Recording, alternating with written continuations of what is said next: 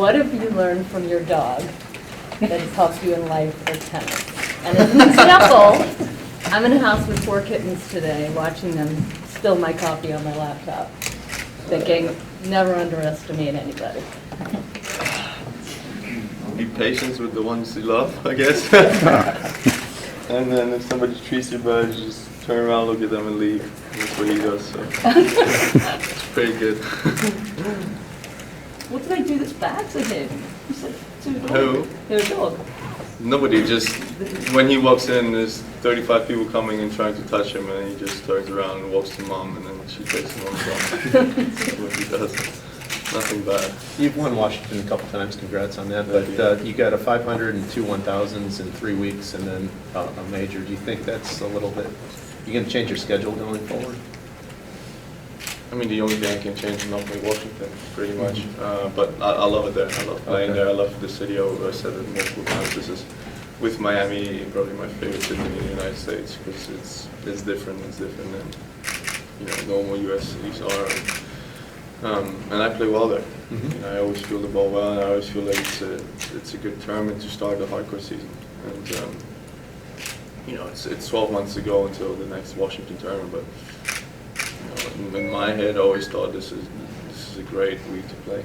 Especially this year, I haven't done too well on the grass because I was injured over that period of time. So I wanted to play. Do you feel it gives you an advantage actually to get that week ahead before the 2 back-to-back Masters to actually sort of get some time on the hard courts?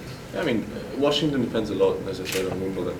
If you make the weekend or the second week of Wimbledon, you're most likely not going to play because you need some time off and you need some time to train. But I lost on Saturday of the first week, so for me, I had enough time. I had a week off completely, and then I still had over 2 weeks to practice. So I still had enough time, and I wanted to get going and play again. Your brother was pretty emotional when you played him. What was that match like for you? It was great. We were both emotional, to be honest.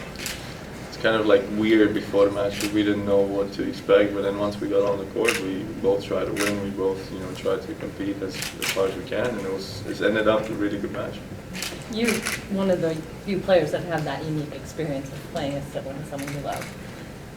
When you go into those matches, do you speak beforehand? You kind of have some distance? We played FIFA all night actually before. Okay. Yeah. Online? No. In my room, but no. I mean, we ended up warming up together because it was raining and it was kind of not many courts and not many players there, so we warmed up together. But the plan was to warm up at different times because we have different habits, we have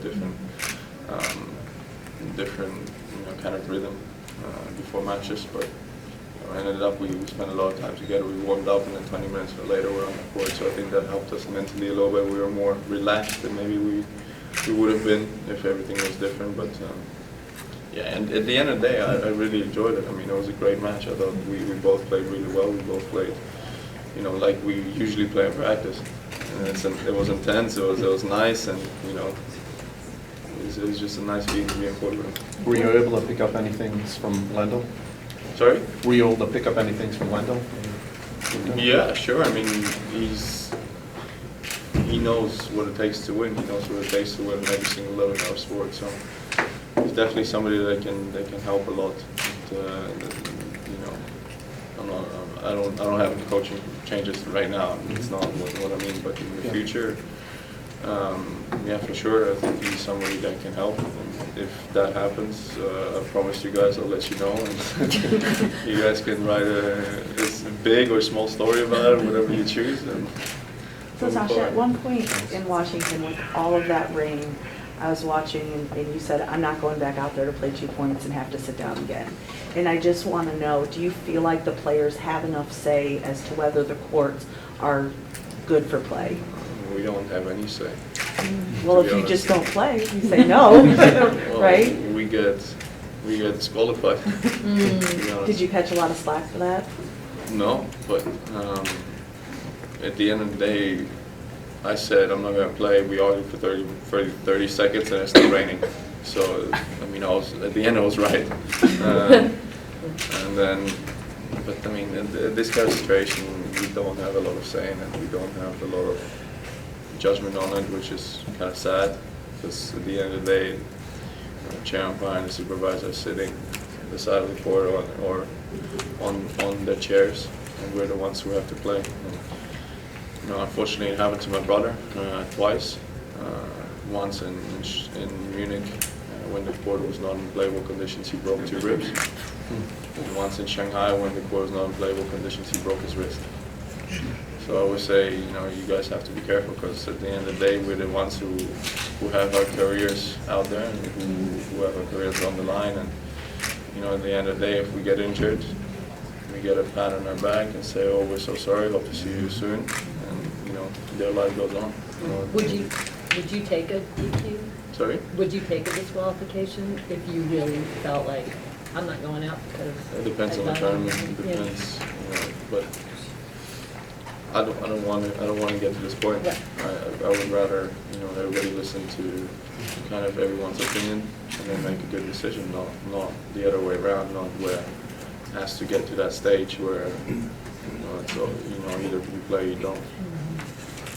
This week is a big decision coming up about the Davis Cup. You as a young player, you support the new format, or What's the new format? Playing end of the year, right? end of the year, a big tournament and Yeah, one round? no, I don't support it. Because me, pretty much at the end of the year, if we play it, if we're in the finals, then yeah, I'll play it for sure.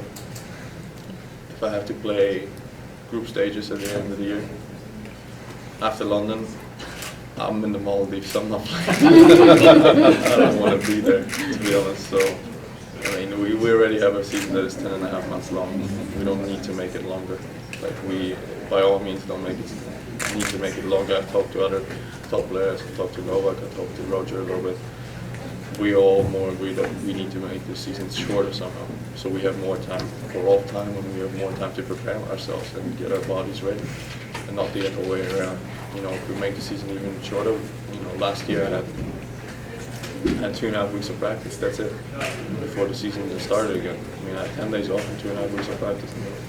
It's just not enough time to, over a long period of time. And I hope my career goes the way it is going. And, I'll stay and will qualify for World Tour finals and, a few more times in my career. And I just can't imagine it's. If we have even less time at the end of the year. Last question, please. Rafa has spoken about both you and Denis Shapovalov, saying that you part of that group is going to replace the Big Four or take that next spot. What qualities besides your technical skills do you think you have that he sees in you? I think me and Denis, we both have, mental toughness as well. We both have the kind of no fear playing against the bigger guys as well. And we have some Russian blood in us, to be honest. So that, at the end of the day, I always say I'm German. I always say I'm 100%, German. I grew up there and stuff like that. But, I still think that, that Russian blood a little bit helps you to fight through matches, helps you to fight through tough situations. Kind of never give up, and that is something that we both have. And I actually see, I'm never going to speak about myself as being the next, whatever, that's your guys' job. But I do see Shapovalov being definitely one of the best in that group. Thanks, everyone. Thanks, you guys. Appreciate it. Stay healthy. Yeah. Yeah. I'm going to go. I'm just going to be done before.